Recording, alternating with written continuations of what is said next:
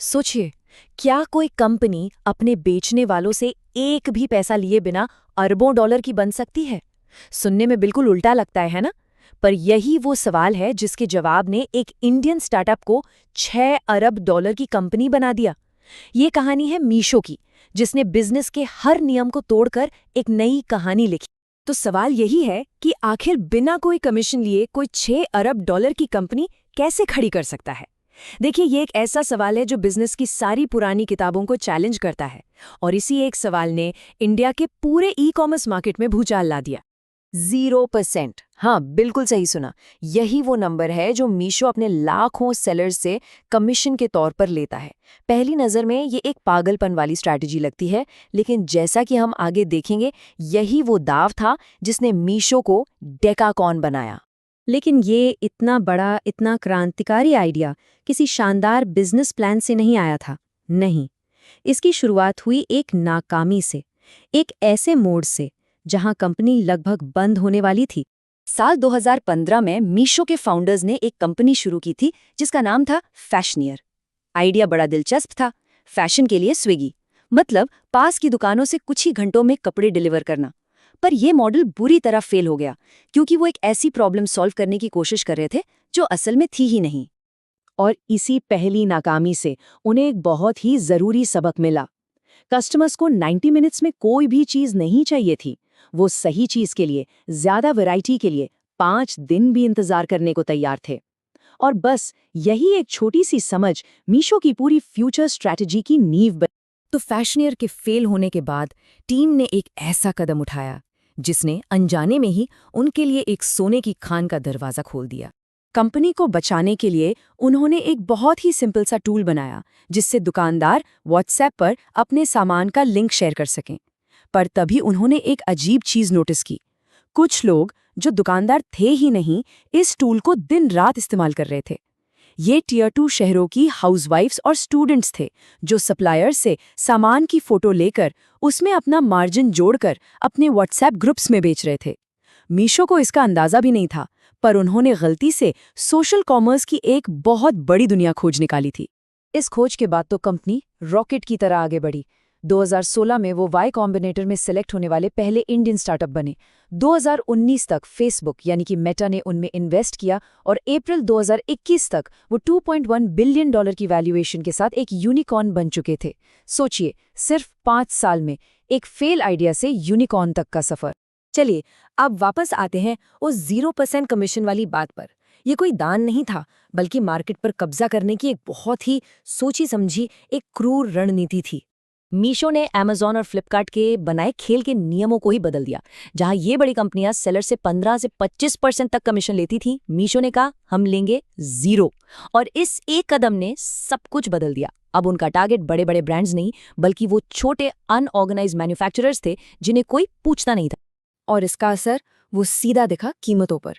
क्योंकि कोई कमीशन नहीं था तो सेलर्स अपना सामान बहुत ही सस्ते में बेच सकते थे। नतीजा ये हुआ कि मीशो पर एवरेज ऑर्डर की कीमत बाकी प्लेटफॉर्म से काफ़ी कम हो गई और वो प्राइसिंग के मामले में मार्केट लीडर बन गए। तो ये पूरी रणनीति बहुत सिंपल थी। 0 कमीशन से छोटे सेलर्स की बाढ़ आ गई। इससे कीमतें गिरी और मीशो कीमत के मामले में नंबर 1 बन गया। और कमाई? उन्होंने कमीशन से होने वाली पक्की कमाई को छोड़कर विज्ञापनों पर दांव खेला। जब लाखों सेलर्स एक ही जगह आ गए तो सबसे ऊपर दिखने के लिए ऐड देना उनकी मजबूरी बन गया।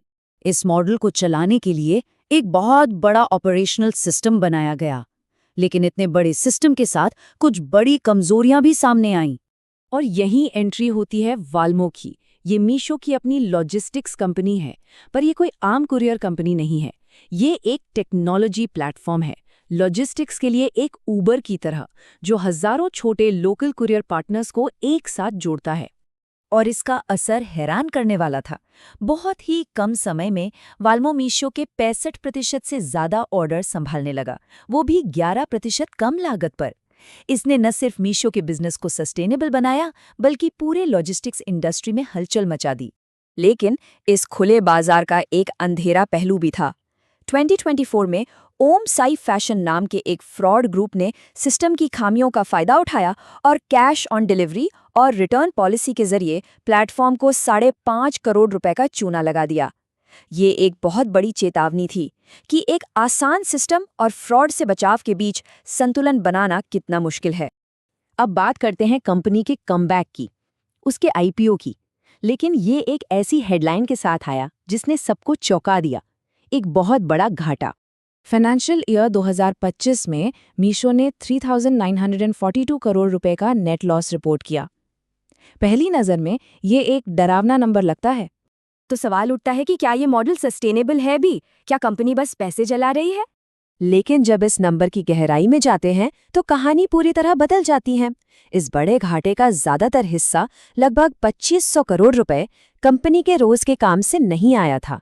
ये आईपीओ से जुड़ा एक वन टाइम टैक्स पेमेंट था।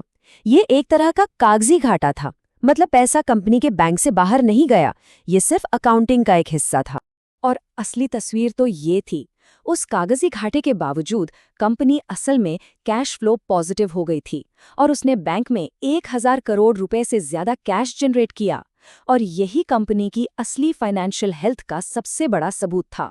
तो आखिर में मीशो की ये पूरी कहानी ग्लोबल कॉमर्स के भविष्य के बारे में हमें क्या बताती है? देखिए, अमेजॉन और फ्लिपकार्ट जैसे बड़े खिलाड़ियों ने इंडिया के टॉप 5 करोड़ अमीर कस्टमर्स के लिए एक बहुत महंगी लड़ाई लड़ी। और मीशो ने क्या किया? उसने चुपचाप अगले 50 करोड़ लोगों को अपने साथ जोड़ लिया। वो विशाल मार्केट जिसे सबने नज़रअंदाज कर दिया था और जिसे कीमत, भरोसा और वैरायटी से मतलब था। और यही मीशो की कहानी का असली सार है। ये अब सिर्फ एक ई कॉमर्स कंपनी नहीं है, ये ग्लोबल इन्वेस्टर्स के लिए भारत के उभरते हुए मिडिल क्लास की खरीदने की ताकत और उनकी आकांक्षाओं का एक इंडेक्स बन चुकी है। ये इस बात का एक जीता जागता सबूत है कि आने वाला कल उन बाजारों पर कब्जा करके बनाया जाएगा जिन्हें आज नज़रअंदाज किया जा रहा है।